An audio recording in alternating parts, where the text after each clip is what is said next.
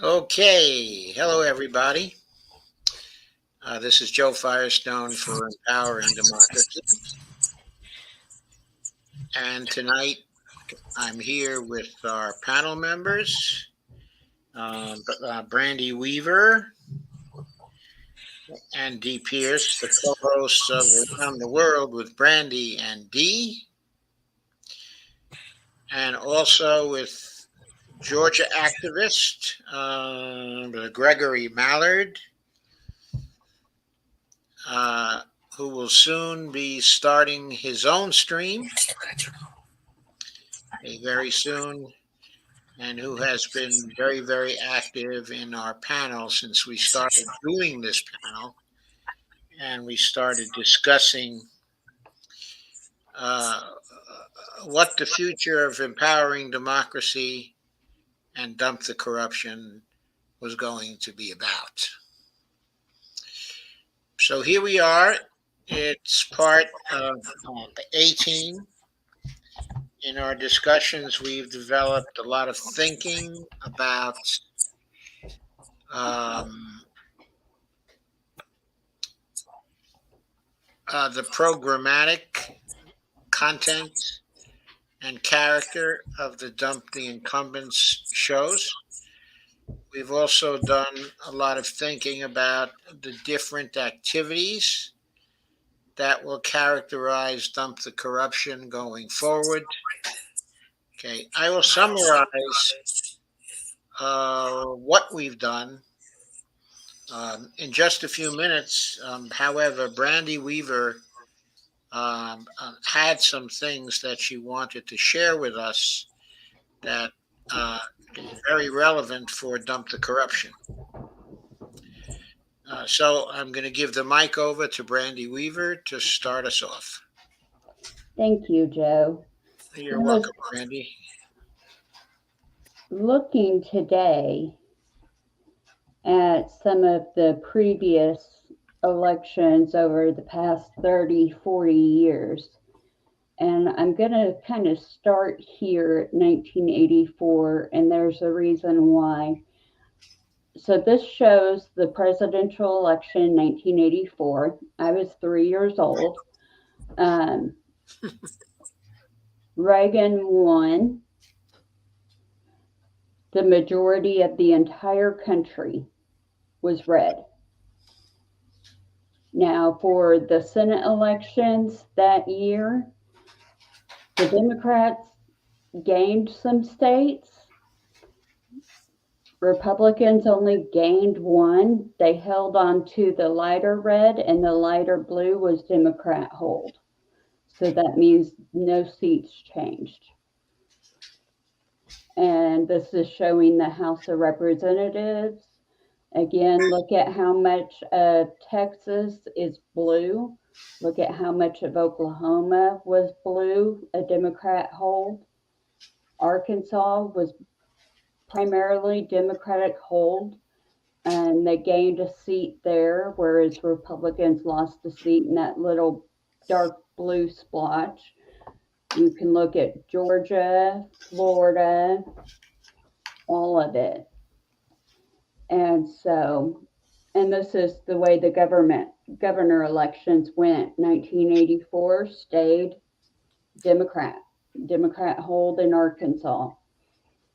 And now we're a red state. And I want to kind of get into why, but skip over to 1992, which was about 8 years later. I was 11 years old.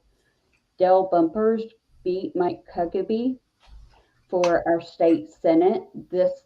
All of this here in the bluish purple is where he won as a Democrat in these seats. Oh yeah, I remember Dale Bumpers. He was a pretty good senator. And then over here was the 1992 presidential election where Bill Clinton won against George Bush Sr. This is all the counties that Clinton won in blue. Yes, of course, he was the former governor, of Arkansas. Of Arkansas, yep. And even with what we knew then about him, he still won.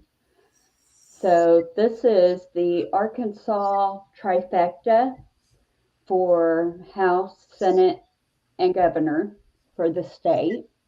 You can see from 1992 to 96, we held the majority, and it really was not that much different than California. Oh, interesting. When you compare California, you mean To Arkansas. to Arkansas in 1992. Mm-hmm. From 1992 to about 2013, we were fairly not much different than California. And now you've got Democrat supermajority, you've got Republican supermajority. We've split off.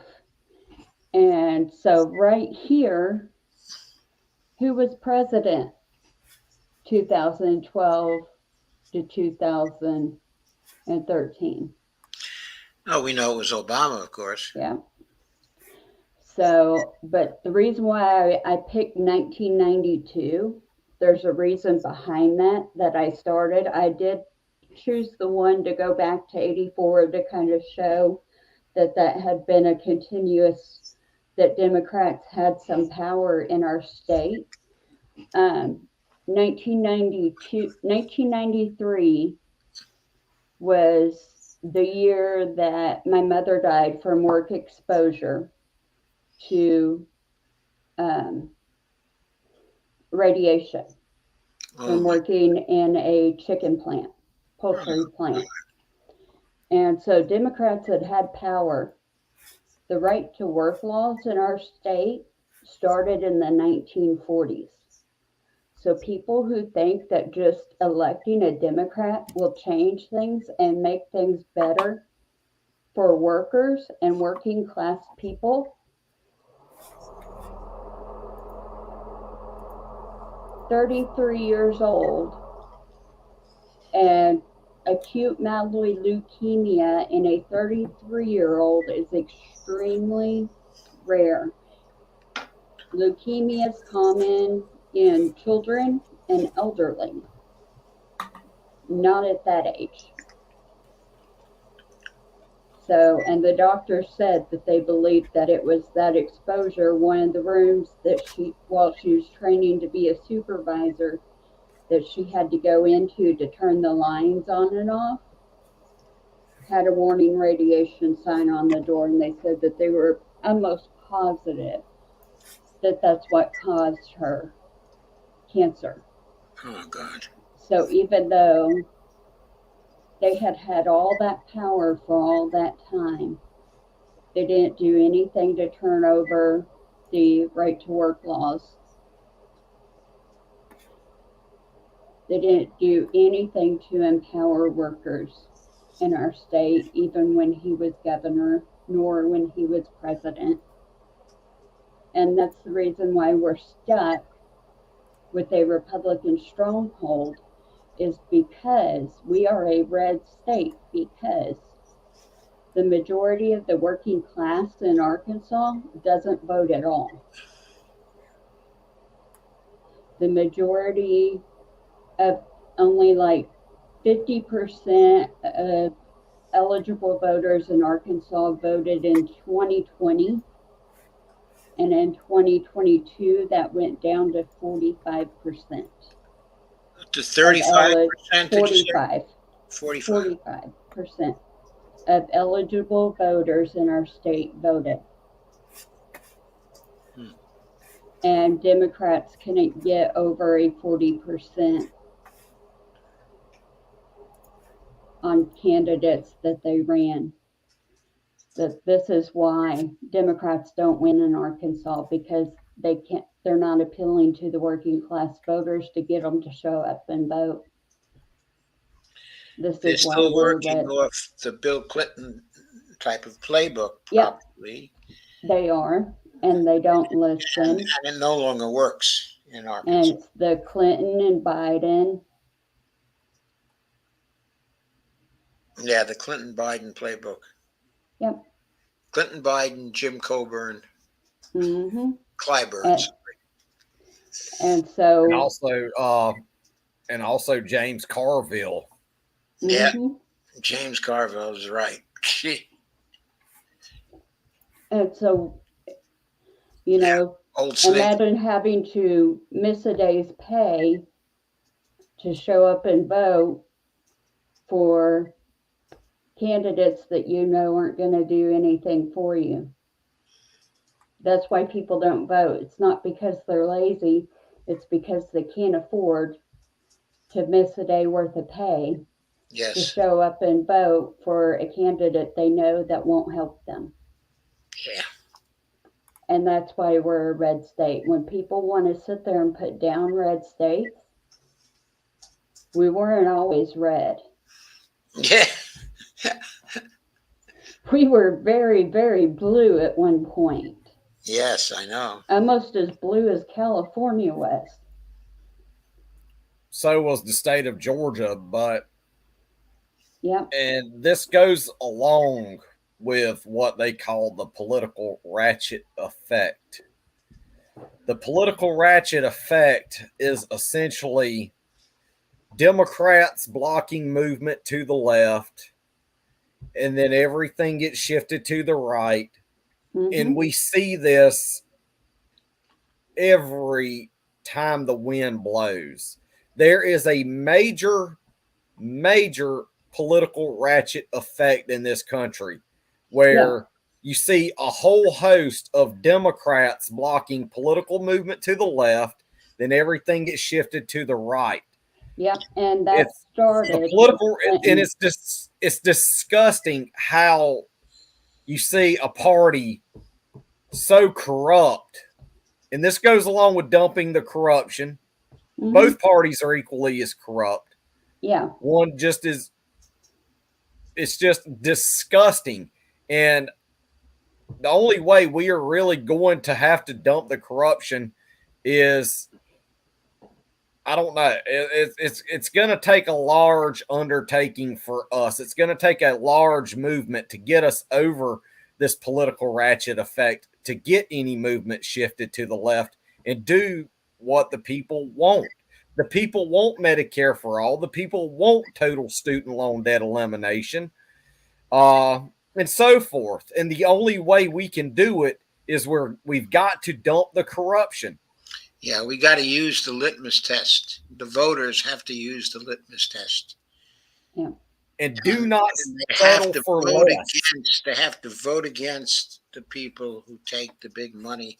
We have to persuade them that if they chase the big money out of politics, by chasing the people out of politics who are supported by the big money or who take the big money, we have to persuade them that then the politicians will turn to the voters and do what the voters want, because they won't have a choice. That's what we have to persuade them to do. I saw those as very good visuals to show the history, because history and context matter. They do. They matter very much.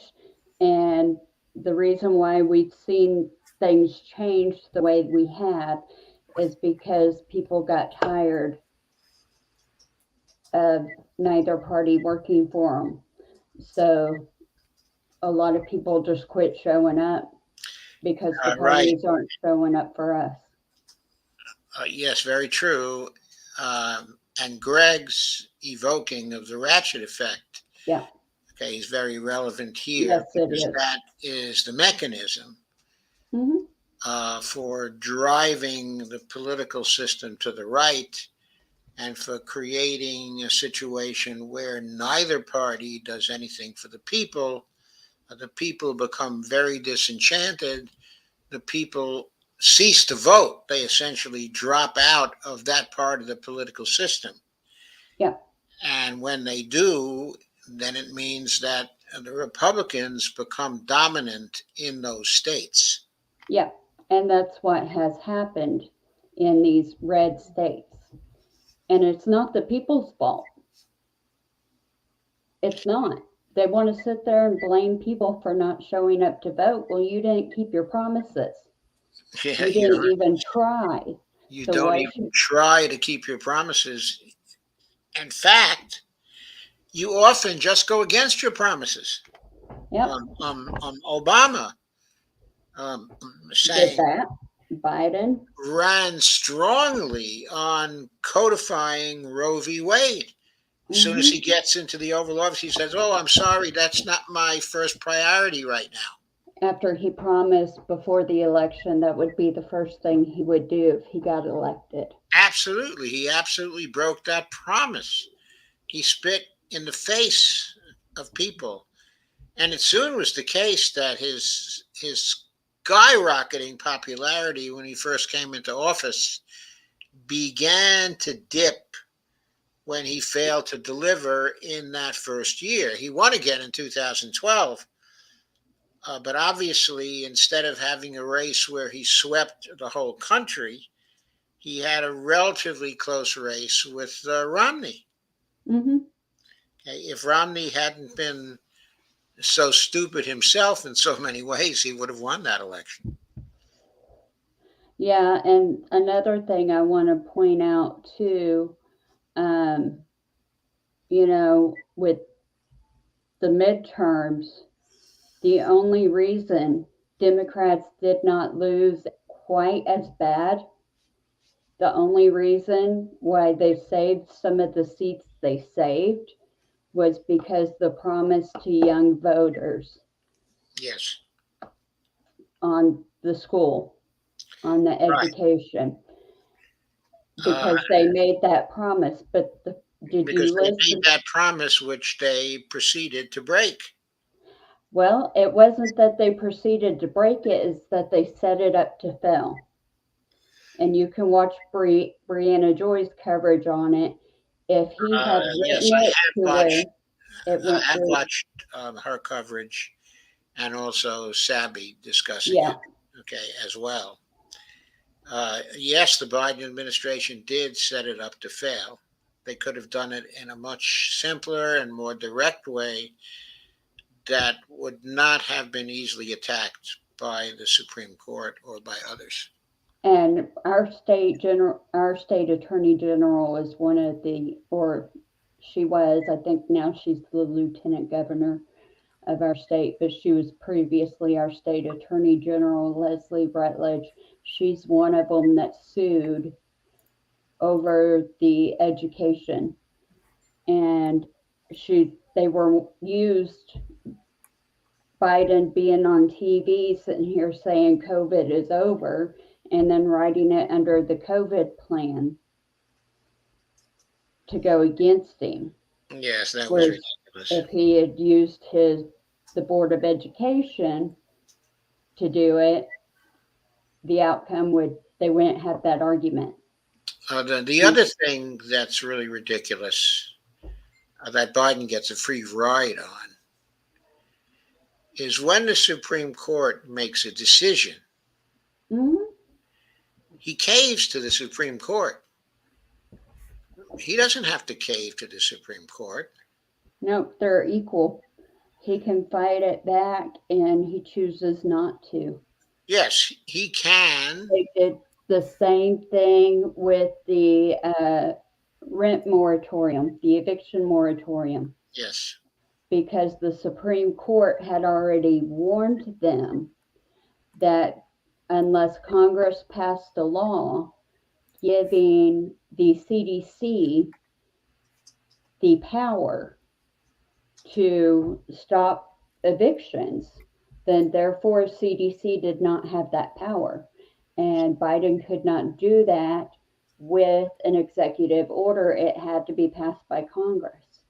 And so when the squad went up there and protested and slept on the steps, and then they all partied and danced and sang when he came out and announced that he was doing the executive order, they already knew that the Supreme Court was going to strike it down because the Supreme Court had told them months before. that is That very true. But also, on the other hand, if Biden had wanted to, He could have said to the Supreme Court, no, I don't accept your authority here. I don't accept your decision here.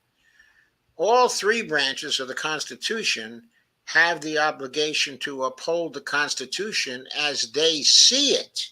Mhm. There's nothing in the Constitution that says that you are the supreme arbiter of what the Constitution means.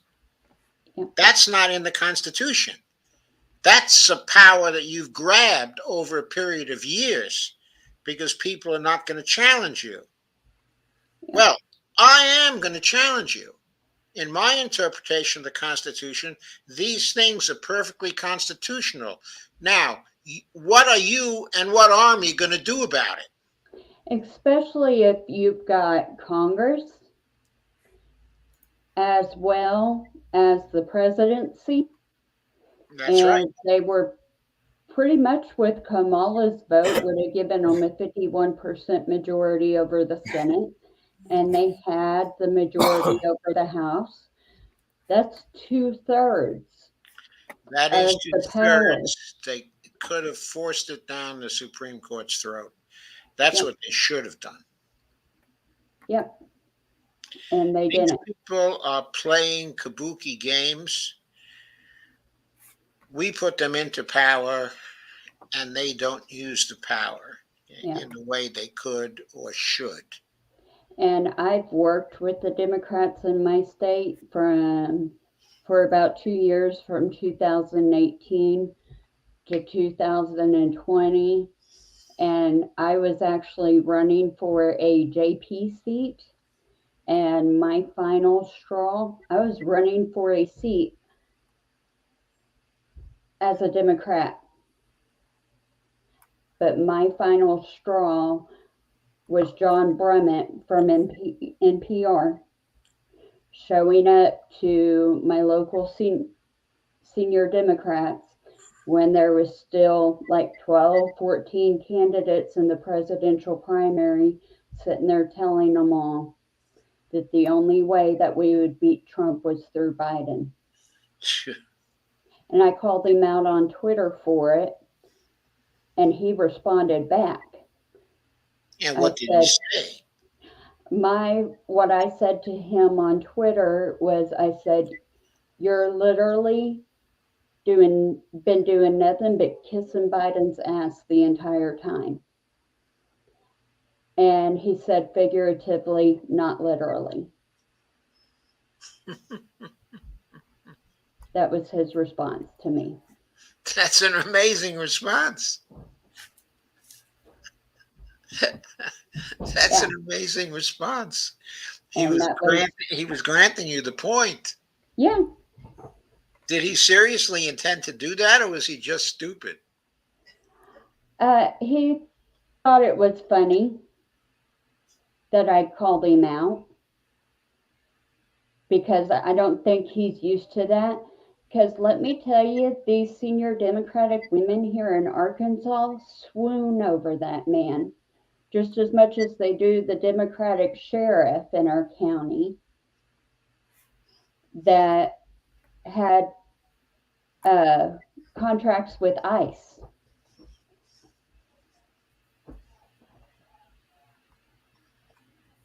And would deport people over misdemeanors. Oh, great. You could get a traffic violation or misdemeanor vandalism and even pay for it. And I know this because I stood out in front of the sheriff's office gates and blocked an ICE bus.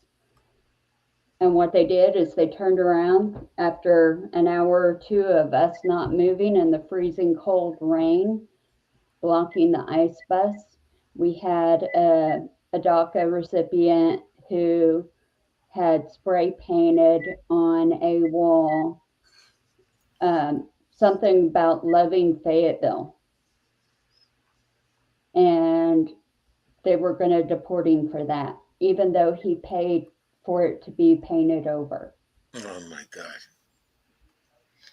And so we stood out there and blocked, and they still swoon over that man because he's a Democrat, no matter how much of a jerk he is. It's just party line. He sounds awful. Yeah. And so that's why I get mad when people sit there and try to criticize and blame red states.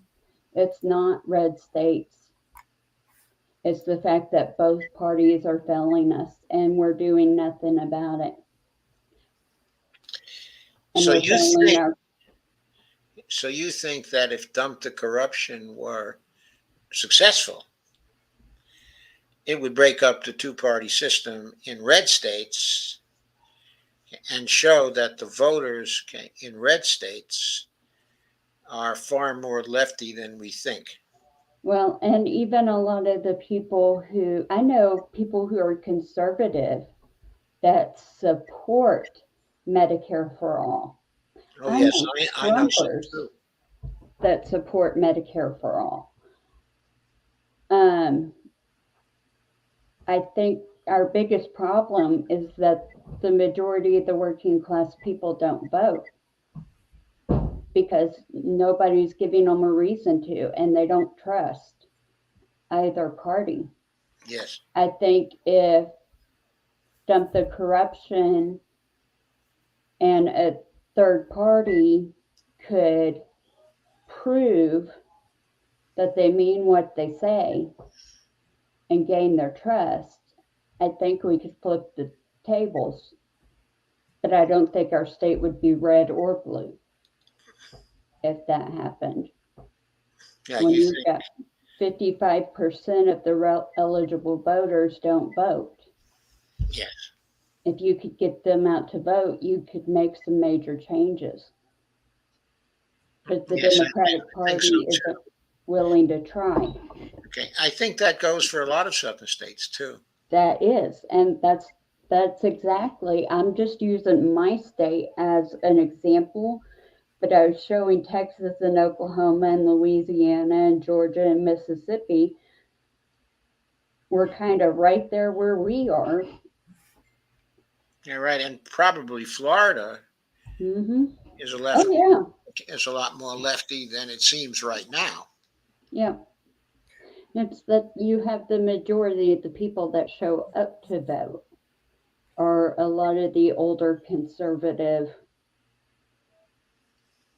group, the boomers, I would say. And I don't say that as an insult to anybody, it's just that generation. And Yeah, well, I'm not offended because I'm not a boomer. I'm too old to be a boomer. yeah, but one thing that does play a major factor in all of this, and I'm just going to go ahead and flat out say it, a main factor in all of this is voter suppression laws that have run amok over the course of the last few decades. Like, it take helps. Georgia, for example, with SB 202, which was a voter suppression bill. That's how So, one, without voter suppression, you would see more third parties being elected.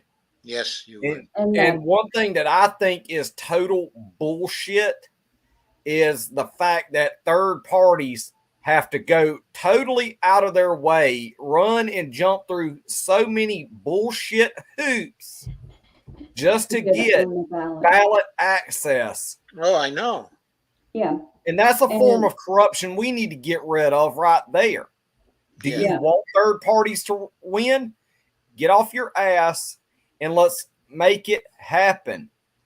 and that's where we also got to point out that that voter suppression isn't just with the Republican parties, that voter suppression is with the Democratic Party as well, Yes, because just that's as the much. first thing they do is go after Green Party to keep them off the ballot. Yes. Yeah, that's very true. And so that was kind of what I wanted to show, and I wanted to show where things changed. Okay, thank you, Brandy. That was very clear and also rather concise. Let's say Yeah. our movement is successful. we could literally see what we saw in as early, like maybe back as far as 1920, we could have more third parties being elected because I was looking at the congressional makeup of back then. They actually had third parties on the ballot back then. There was not so much energy to silence the third party movements And back block then. They them. had Democrats, Republicans, and they had a progressive party, which was a like our Green Party of today. They also had a socialist party too. Yeah. Mm-hmm. Eugene Debs, Yeah, they Eugene jailed Debs him. ran. He ran and won, and he wound up in jail, being jailed once the World War II ended and all the communist fear tactics. They used his politics to jail him. Well, after in World War One, they jailed him. Yeah. Okay. His successor in the Socialist Party, okay, was Norman Thomas, who ran for president 6 times. He did fairly well during the Depression, Oh, I bet. and he was a hell of a guy. When he was, he must have been 80 years old or so. I was in college, okay, and the group I was with, I'll be right back. I gotta let a kitty out. okay, it was called the Cornell Forum. Okay, and we arranged a debate between Norman Thomas and Bill Buckley. Have you ever heard of Bill Buckley? No, I haven't. I have. Huh? Yes. You have heard of Bill Buckley, yes, right, Dee? Yes. Because you were old enough to remember Bill Buckley.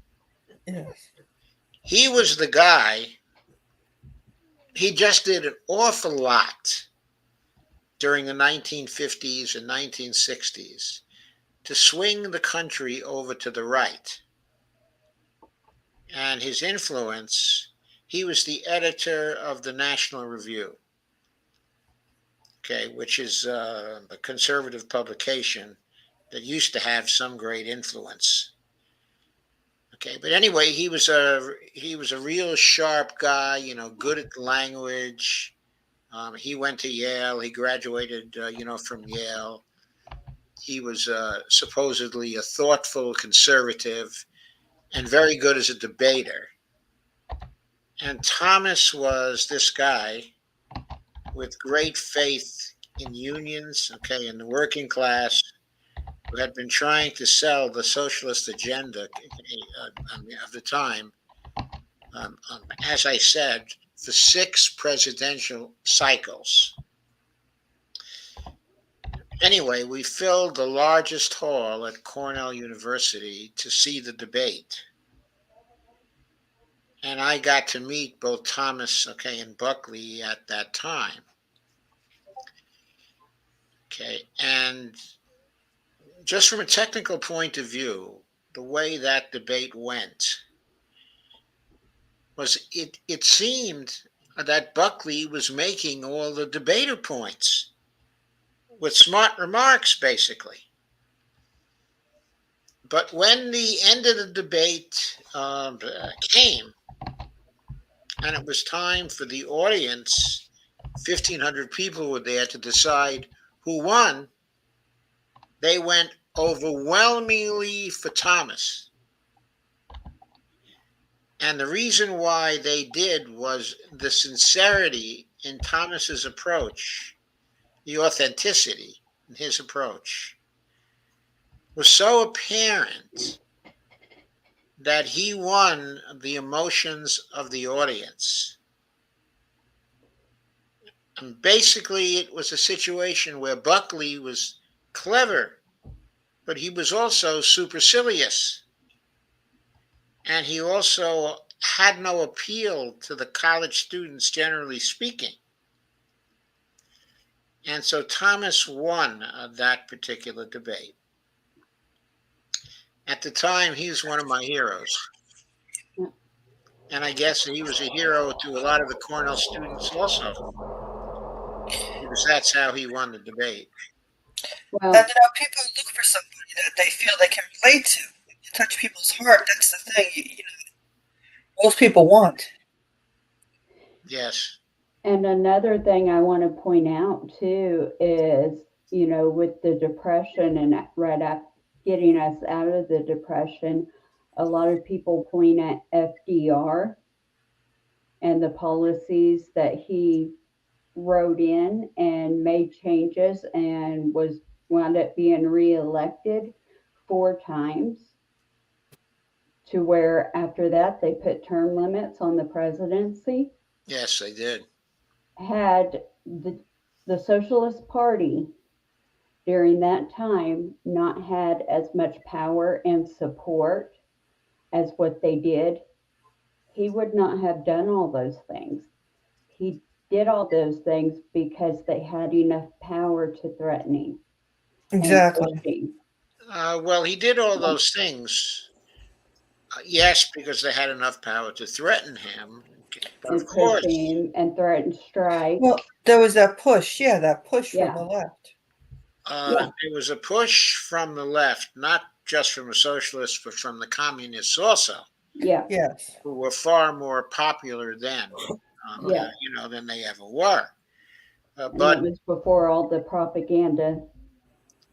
the push from the left was also a push that was changing attitudes, okay, in many parts of the population. And it probably changed Roosevelt too, Mhm. especially in the context of his wife Yeah. always pushing for a lot of the lefty approaches. Okay, so Roosevelt is generally credited as being a great president because of the legislation that he pushed, okay, and he sponsored.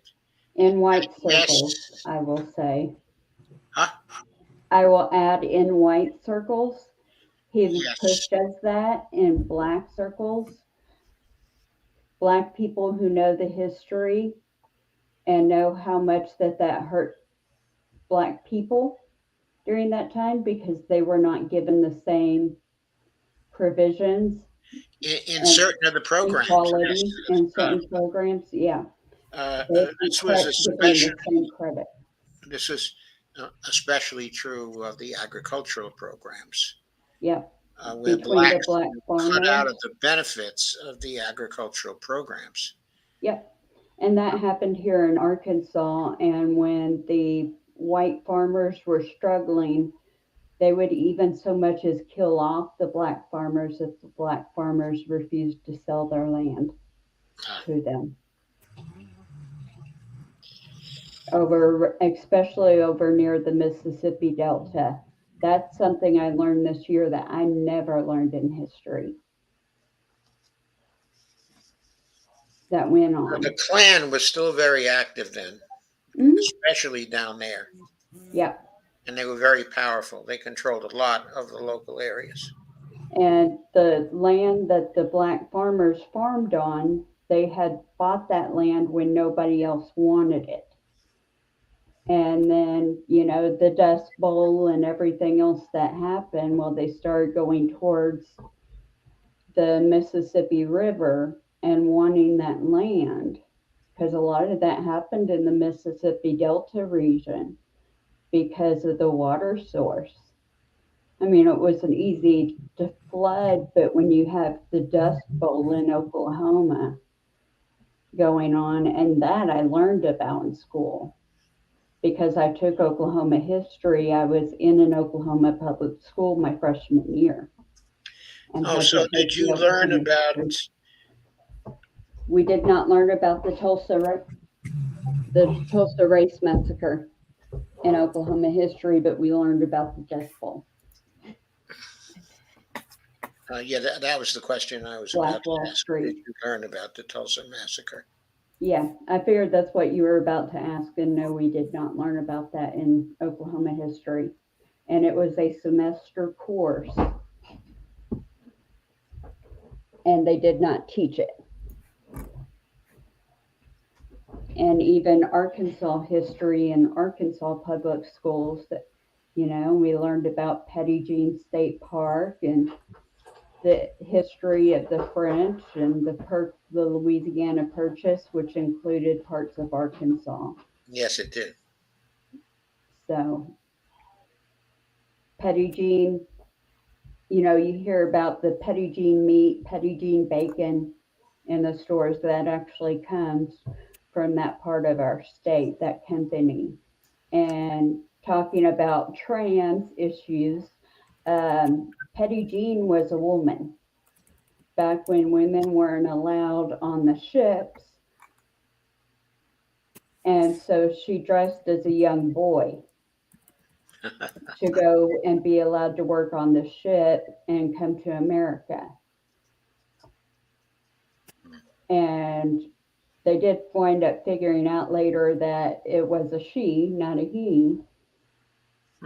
But yes, that's a little piece of history, and we have a state park named after her Oh, wonderful. here in Arkansas. And it's gorgeous. But yeah, there's another little piece of history in there. Okay, let's shift a bit uh, to what I thought was important to talk about. We've surfaced a lot of different things here about how the movement ought to look, what kinds of things it ought to be concerned with. Yeah. Okay, so I just want to summarize that for a few minutes, okay, and see if we had anything to add. I especially wanted to see, Brandy, if you had anything to add, because uh, in some of the discussions, you weren't able to be here. Yeah. Okay, so let me go through it fairly briefly. For the embracing democracy, I'm sorry, I always forget that.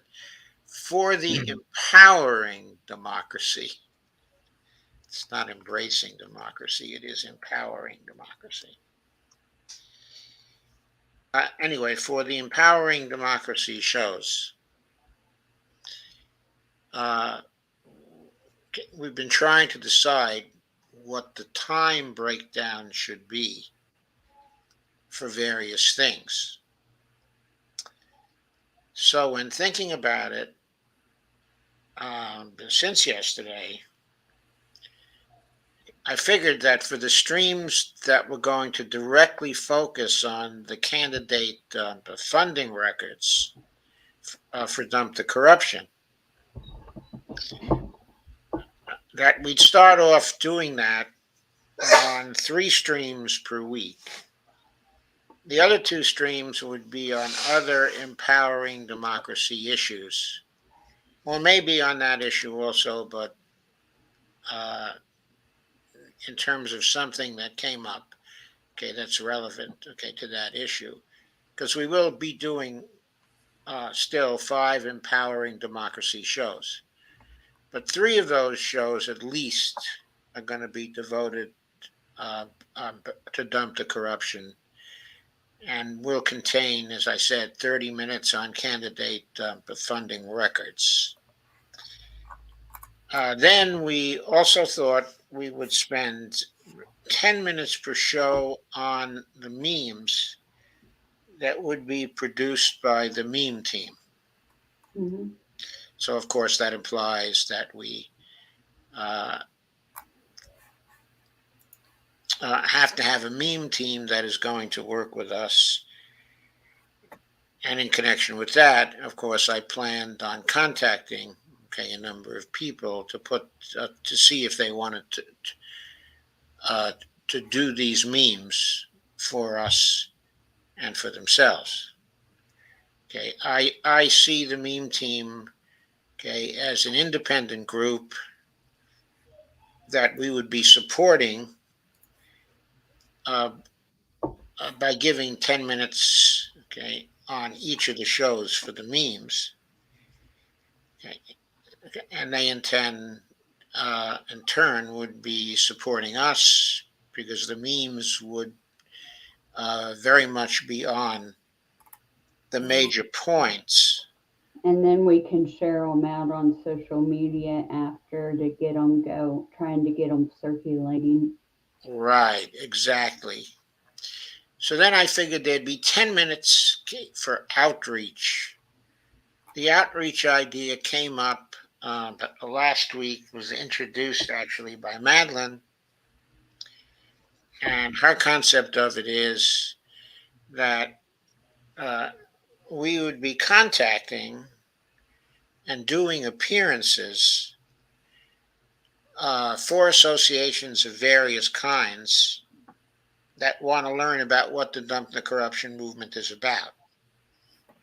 So we would be doing Zoom calls, or in some areas, maybe even personal appearances to talk about the Dump the Corruption movement. And that we would spend 10 minutes of each show talking about, okay, our outreach efforts. Okay. Then it was mentioned also last night that we would take 10 minutes to cover news that is relevant to Dump the Corruption, okay, in some respect. I don't think we'll have any trouble finding 10 minutes worth of news that's relevant, okay, to the movement. And then we would also have 10 minutes on comments, talking to the comments and questions people have. So that's about 70 minutes until we started talking about a breakdown of time. I was only thinking of an hour show, Mm-hmm. but okay, I'm willing to have an extra 10 minutes to go over comments.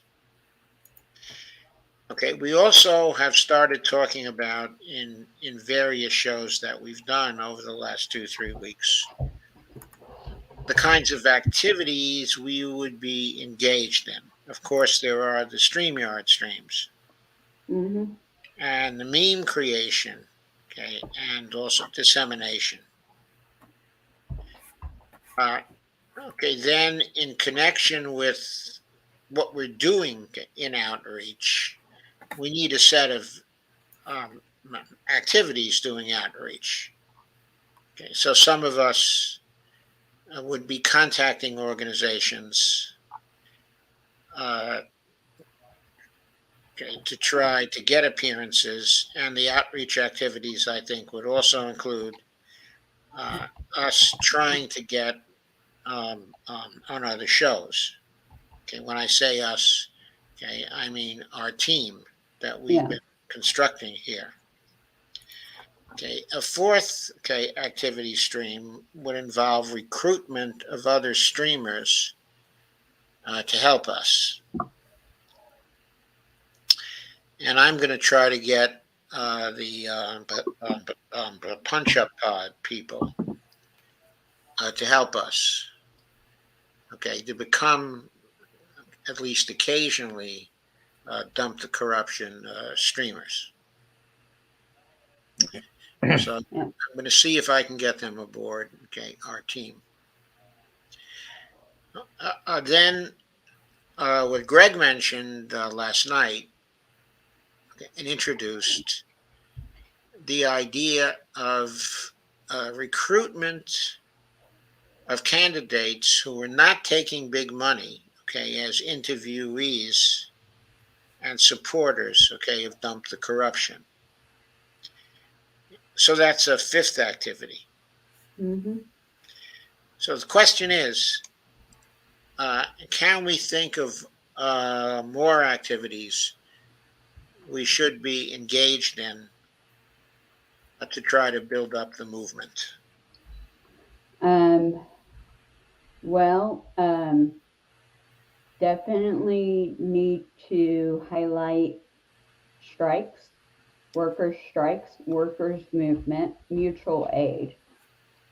There's a great site called mutualaidhub.org, and that is places all over the nation that are active that have signed up to be on the hub to where people can look for mutual aid in their area. Um, so that's a great resource. And if you know some of the people who are working in the mutual aid in your area, like I do, I know a lot of people that work in mutual aid here. You can push that as well.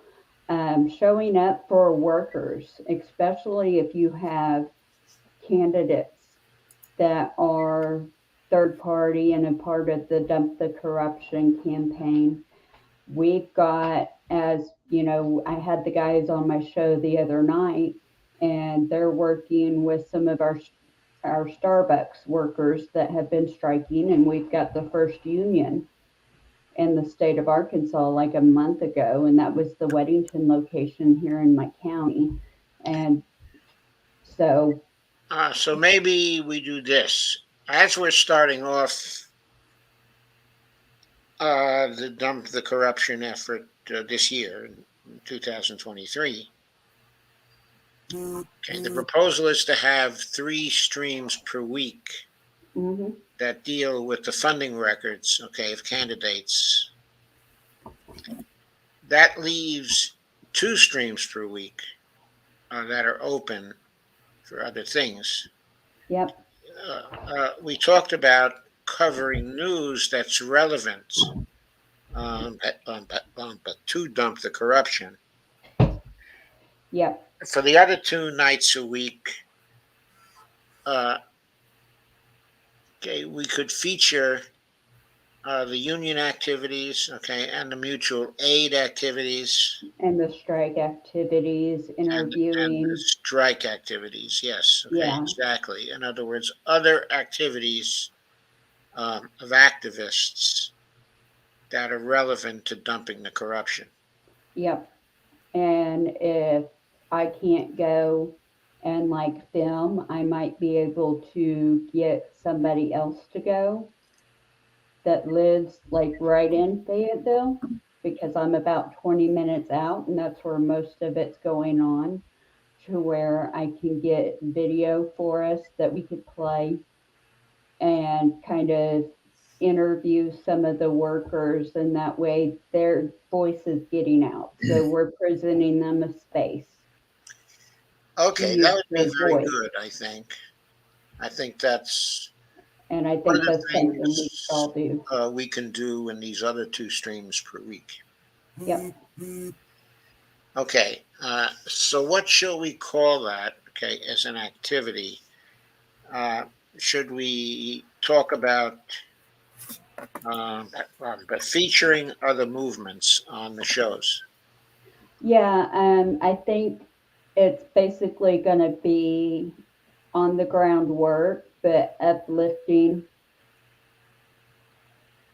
community uplifting, because I think that's what the biggest thing that both the workers' strikes and supporting the workers and mutual aid is a form of community uplifting. Yes, it is. We're giving them a voice and giving them airtime. Okay, and depending on how you look at it, strikes are a kind of community uplifting. Yeah, Also. that's what I was saying, is that's a way for us to uplift those voices because, you know, if we look like what happened with the railroad strikers, and you had a few of the railroad strikers that, you know, had voted for the agreement show up and talk to people and got certain people in our government to vote for Biden's plan.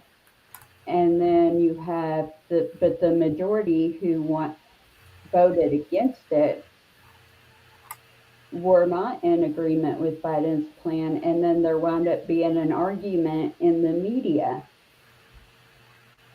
I because, remember. Yes, yeah, I remember with it well. certain media members over whether or not the squad was right in doing what they did, which, the majority did not agree with them and did Yes, I not know the support what they majority did. didn't agree Yeah. with them, but nevertheless, they were featured by specifically Ryan Graham. Yeah. And so what we got to do is give them airtime and give them their voices a platform so that we're hearing from them directly instead of us just going off of what a politician says or what a journalist says. We're hearing it directly from their voice.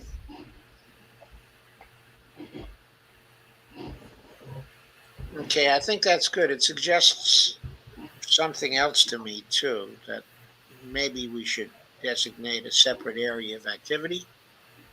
Okay. Are That you talking about like a ground stream team or something like that? Or, Like an on the if ground team or something of that nature? people in different areas, like go into the local ones that they're available to. Like, I'm not always going to be available to go, but if I'm available to go, I can go. Or I might be able to talk to somebody who's one of my friends, say in Fayetteville, or I have friends up in Benton County, and say, hey, can you go, ask them a couple questions and get it on video for us, even if it's like 5-10 minute video, and send it to me hmm, to where we can put it on air. I know there's people in the community that'd be willing to do that, especially if they know what it's for. And so, and the additional thing I wanted to suggest is that we could have an activity featuring um, third parties yeah, definitely. on the streams. Okay, and we could go across the board with the third parties. Okay, in other Yeah, words, not uh, uh, trying to do an unbiased coverage of what third parties are thinking and third parties, okay, are saying. yeah. And also, even just doing some interviews during our stream or pre recorded interviews if they're not available during the time that we stream, like during with Zoom or uh, with StreamYard, and just doing these pre-recorded interviews or live interviews with strike workers. If you can't show up on the ground, you can talk to anybody from anywhere through that and do some pre-recorded videos to where you can do it where time works for both of you. I'd be willing to help out with that during times that I'm off and on the weekends if it's not during my travel times. Okay, And I think that'd be something simple for most of us to be able to do is just hop on StreamYard and record an interview to show later. okay, okay, good. So now we have, we're up to 7 separate activities. Yeah. Uh, And that can include third parties or union leaders or whatever, third party candidates, activists, and union leaders. right. So we got streaming on Maybe. streams, also meme creation and dissemination, outreach activities, recruitment of other streamers, recruitment of candidates as interviewees and supporters, Mhm. but featuring other movements slash community uplifting, featuring third party activities and third party thinking and leaders, I think, third party Yeah. activities thinking. Okay. leaders. Brandy, I just had a thought. What about having Chad on a show since he's Yeah. in the Greens as well? Like we can have like a whole panel Oh, of yeah. Greens from across the country I discussing think, this and bring them on board with the Dump the Corruption movement and what we yeah. want to accomplish. Okay. So Oh, that's an area there that I think we can really get into. and Chad Jones also has a political science degree as Sorry, well. who has a political science degree? Chad Jones, Oh, he's Chad the Jones. Okay. yes, he's from my state. He's from Central Arkansas. He's a farmer, and he's also got small business, his farm, and has a political science degree, I believe from the U of A. Okay. And he's an active Green Party member. Okay. I think having a panel show uh, comprised, okay, of Green Party activists is a great idea. Yeah. I can also reach out to Delilah on that. She's in Texas. Yeah, I know. I know that she ran for governor of Texas. Yeah. I think Shane did some consulting for her. Yeah. I love Delilah. Okay, I don't, really know her, but I'm sure she has a lot of guts running for governor of Texas. Yeah. And she's indigenous. So, and she's in, which I'm not trying to get too much into they do deserve representation in our government. And she's indigenous and she's a healthcare worker. And so she's got a lot of experience to bring to the table. Good. So, Yeah, good. I'll be happy to have her on. yeah. Okay, So in I any can reach out capacity, to her. in a panel capacity, okay, or in a capacity as fitting into recruitment of candidates as interviewees and supporters. Sounds like she'd be great for that. Yeah. And especially her being able to share her experience of, running for governor as a Green Party candidate and, what she experienced. I witnessed a lot of the online Okay. with Delilah. So, Okay, so we can even begin to think about maybe Monday, Wednesday, and Fridays for going over the records of candidates, yeah. and Tuesdays and Thursdays, for shows, on other topics. And every other Friday, I'm not available due to travel. Okay, So, I'm only going to be available probably every other Friday. okay, that's fine. Okay, That way, so in a way, if we did the community uplifting streams and the third party activities thinking and leaders streams, and recruitment of candidates as interviewees and supporter streams, if we did those on Tuesdays and Thursdays, mhm. then you would be available for those. Yeah. Okay. Okay, so that's cool. So let's, I guess that probably covers it for tonight. Let's see what our friends have had to say. Okay, our broader team. And I'm going to put this mutual aid hub in the chat. Great. And I'm surprised our friend Steve Wolfbrandt hasn't showed up tonight. Yeah, I don't know what else is going on right now. There might be something hot in relation to the situation where the Israeli police, have brutally beaten the Orthodox Jews who were demonstrating against the state of Israel. Yeah.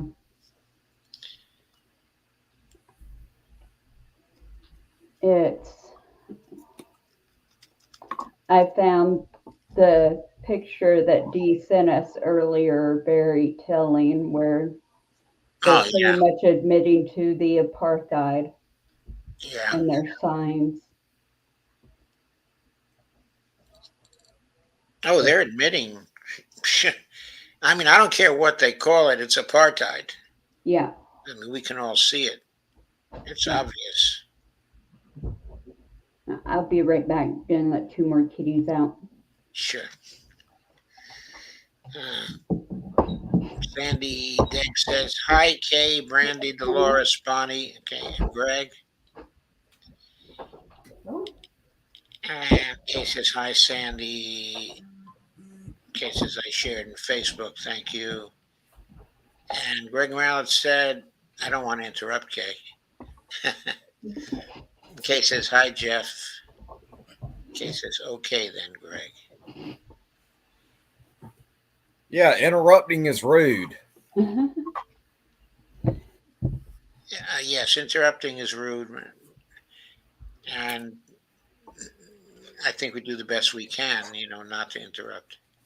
Yeah, we don't try to interrupt. Sometimes we do on accident. With my ADHD, sometimes that's one of my issues is not knowing when people are stopping. So don't take offense to it if I do it on accident, but I do try not to. Yes, and same here for me. I try not to either.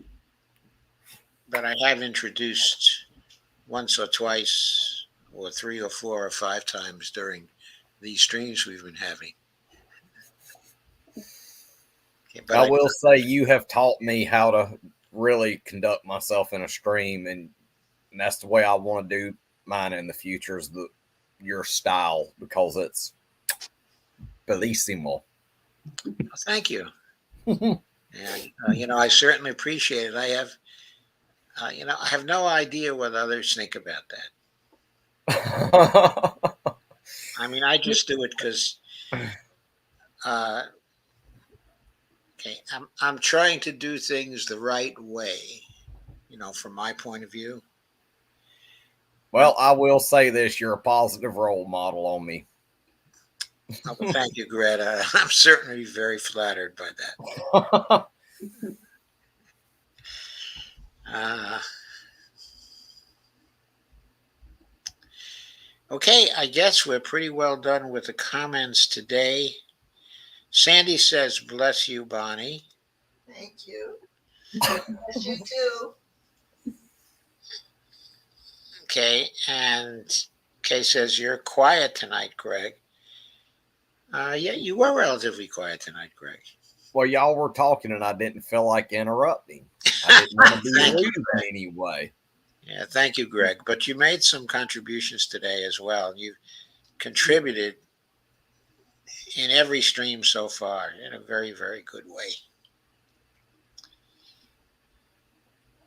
Yeah, I think he was letting me speak tonight since I haven't always been on all of them. And I appreciate everybody's patience with me. I really do.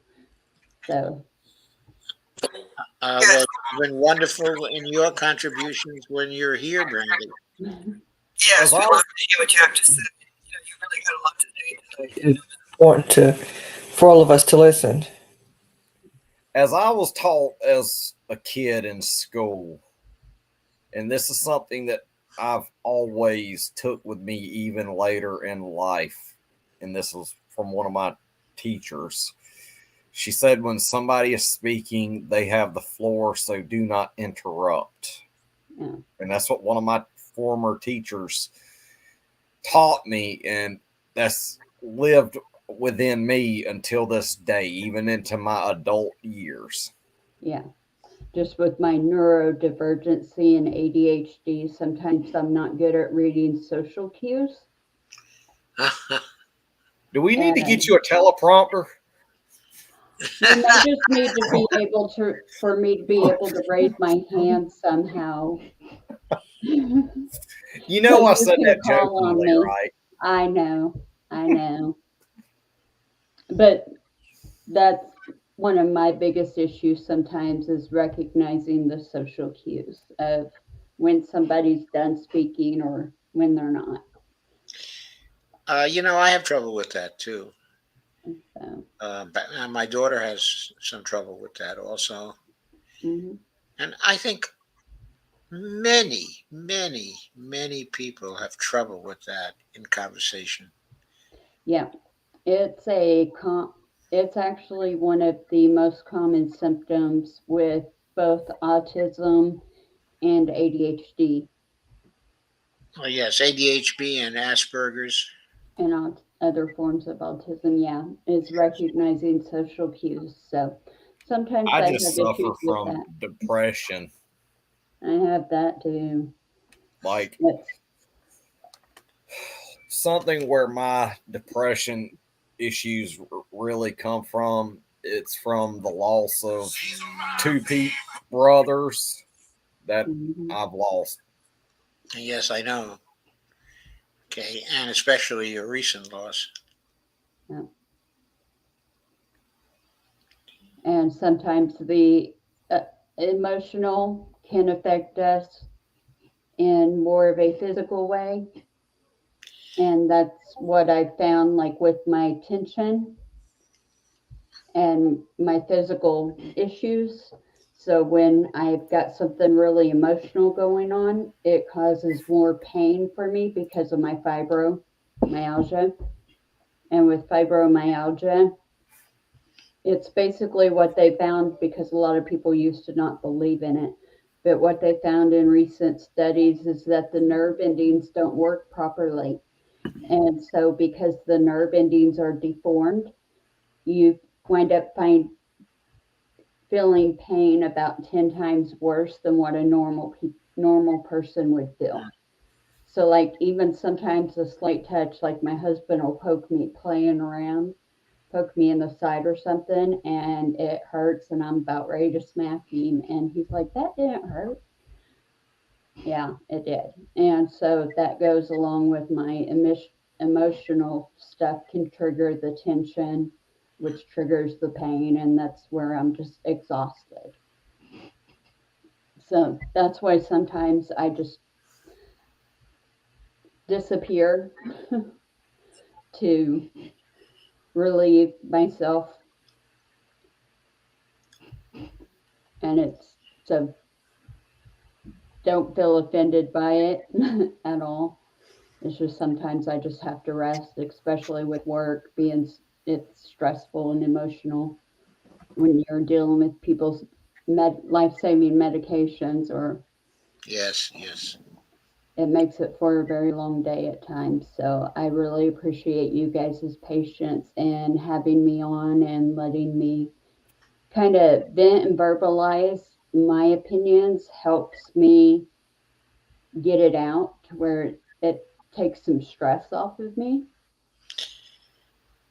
at Well, times. Brandy, uh, I know this might uh, sound funny, but you offer a tremendous amount. And it's great to listen to your opinions and your thinking, which generally I find to be very well founded. So I have no problem at all in just adjusting because Yeah, your contributions are very worth it. I appreciate it. And I think we've got a wonderful group here now, this panel, Yeah, 5 people. We're working terrifically well together. And we're a good family. we are. We're a good family. Yeah. Because I know if I'm struggling, I can just say, hey, you know, in there, and you guys are all good with it. So, Yeah, we're good with it. yeah. Tomorrow, what I'd like to do is to uh, have a final show for the time being on how to make it happen. Okay, just, sort of going over the things that we've learned, the things that we've said. Mhm. Okay, and, the proposals that we've made that we seem to have a consensus on. Okay, and then on Monday, I'll be ready to come back with the first show on funding of 3 members of the CPC. So I'll be ready to talk about that, okay, at that time. I don't know whether we'll be ready for memes yet by then. Yeah. And I don't know whether we'll be ready with some of the rest of it by then, but I think we'll at least be ready to begin the coverage of the CPC candidates in our quest to find out how many of them really don't take any big money. Yeah. I think we're going to find that very interesting. I'm going to write that down in my little notebook. And so that way I can look into some of that this weekend.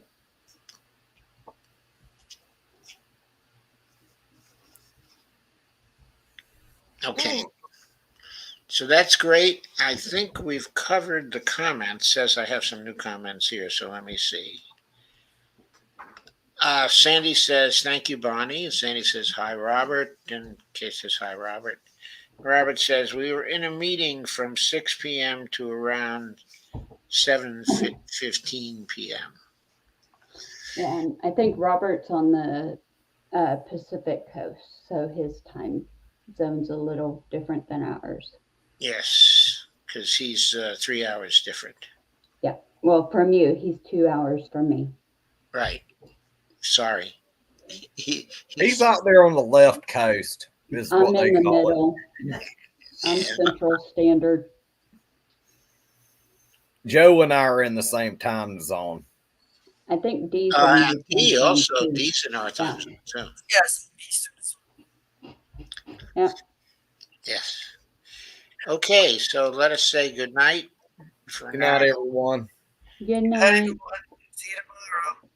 Okay, and we'll see you tomorrow to wind up how to make it happen. That will be part 19 of this series. Get y'all on the flip flop. Thank you. Night. Okay, good night, everybody. Good night. Okay. So that's that.